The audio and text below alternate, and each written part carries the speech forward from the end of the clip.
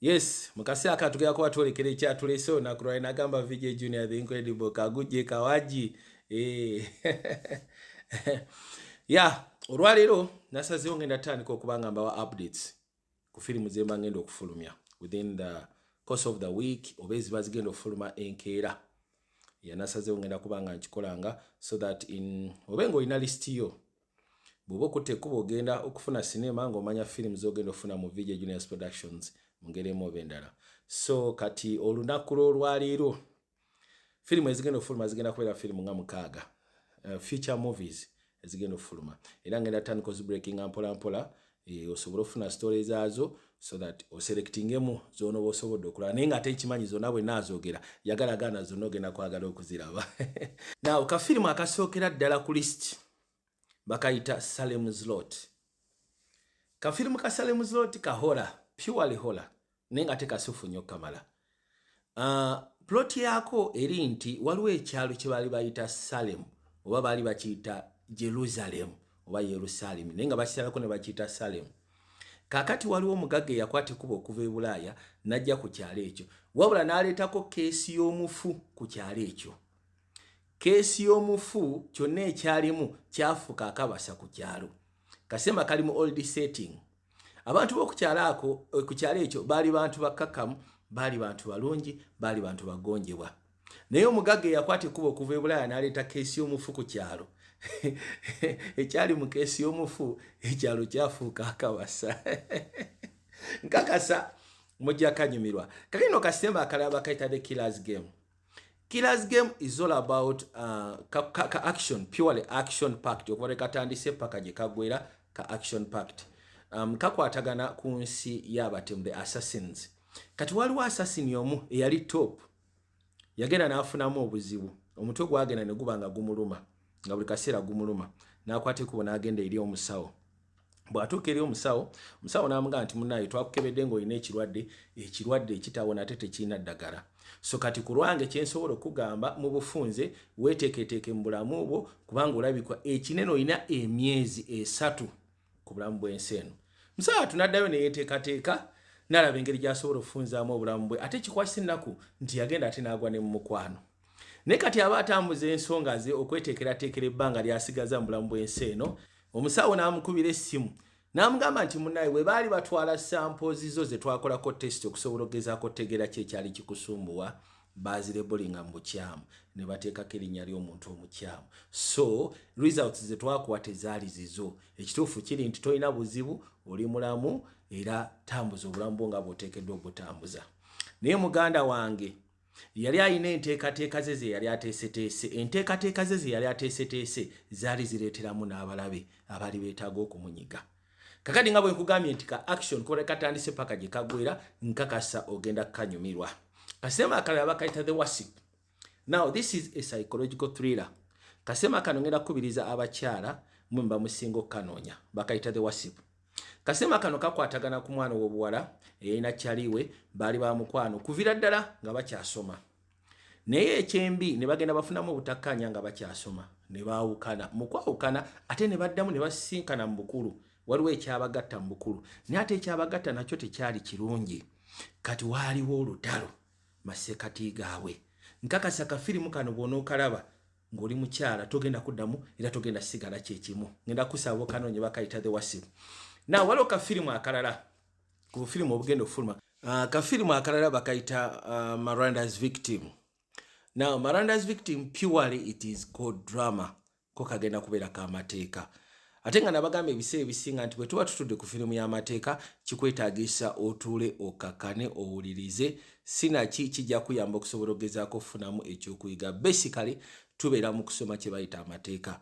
Now Miranda's Victim kasema kano kakwatagana ku president eyasetingibwa mu biseera ebikadde okubanga mu police procedures nga bagenda okukwata mu United States of America bateekeddwa okubanga basooka kusomera rights zo. Era ezo rights baziyita Miranda rights. Tuze tuwulira mu films ez'enjawulo mpozi ng'ogasseeko n'okuwulira nti poliisi mu America bwe begenda okukwata bateekeddwa okubanga bakusomera rights zo.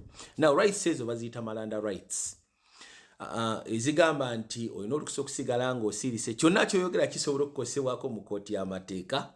Olina olukusa okufuna lawyer. Bw'oba tolina lawyer, gavumenti esobola okufunira lawyer. Mpozi ng'ogasseko n'amalala nga bwe gakola ki, nga bwe gagenda. No, now rights says oba ziyita Miranda rights. Kasema kano kakulaga incident eyatuukawo okutuuka okuba nga basalawo ku procedure za police, omuntu bateekeddwa okuba nga bamusomera rights ze before nga tebannaba kumukwata. So kasema kano ngenda kusaba otuule okawa obudde osobole ogezaako kalaba nkakasa ojja kufunamu ekyokuyiga. Now kasema akalala Christiano bakayita deliverance. Now kasema ka deliverance kahola ate nga kaba African Americans. Wabula nkubiriza abantu mu biti byonna, mu bika byonna, abaami abakyala musobole okulaba kasema kano. Ate nga basically ba single mothers njagala mulabe kasema kano. Omanyi ba single mothers bayitamu a lot of problems.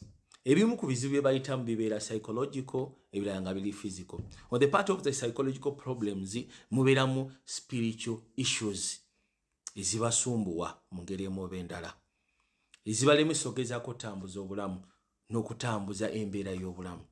Naye kasema kano bw'onookalaba kagenda kulaga how to overcome all of these kinds of problems.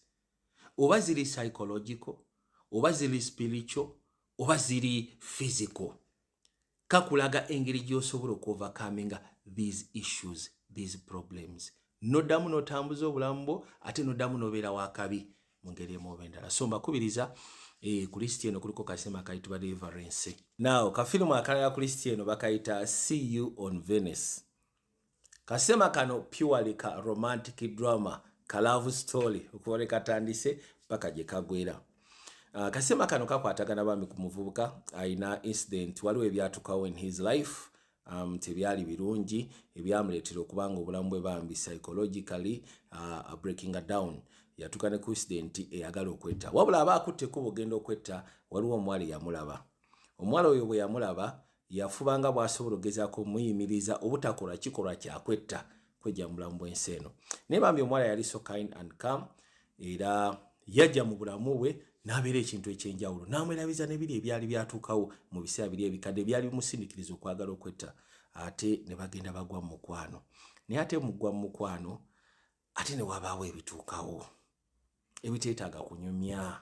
Mu butuufu ebyetaaga mugende mukalabe bulabi.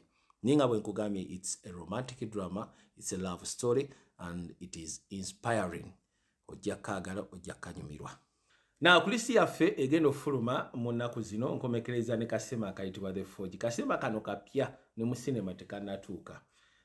Kali religious, kali so inspirational, ate ku mulungu tugezeko kusaidia abasajja.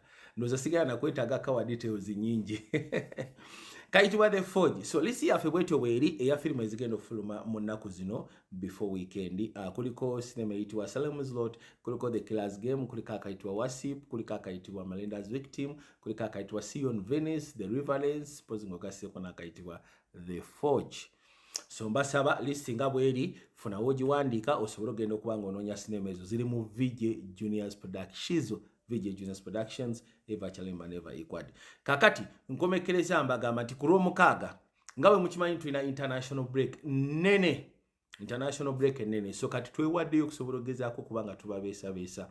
Era tugenda kuba tukuba sinema kama mbaya ni mbaya. So kati mbategeeza nti ku Lwomukaaga tugenda kuba tufulumya Lord of the Rings. Nga bwe nabasuubiza Lord of the Rings, Rings of Power season ey'okubiri. Season yasooka twagiraba era twaginyonyoka mu VJ Juniors Productions. Bw'oba tewagiraba mu VJ Juniors Productions, wallahi bitallahi watomera. Ekyo kyo nkubulira mazima watomera. So kati nkusaba ddayo girabe mu VJ Juniors Productions season yasooka kuba tugenda kuba tulilizinga season ey'okubiri ku Lwomukaaga. So weekend gagenda kubeera masavu. Yaman, bwesyo bwe kibadde VJ Juniors Productions, Eva Chalemba Never Equad, Kagujje Kawaji Kabeja. Yes, let's meet again next week inshallah. Ate ngamba wa updates ku film endala ezinaba zigenda ofuluma okuva mu VJ Junior, The Incredible oba VJ Juniors Productions nga bulijjo. So buterevu ne Kabaka n'asemberero Kagala, Mukama abankumire. Mbagala nnyo.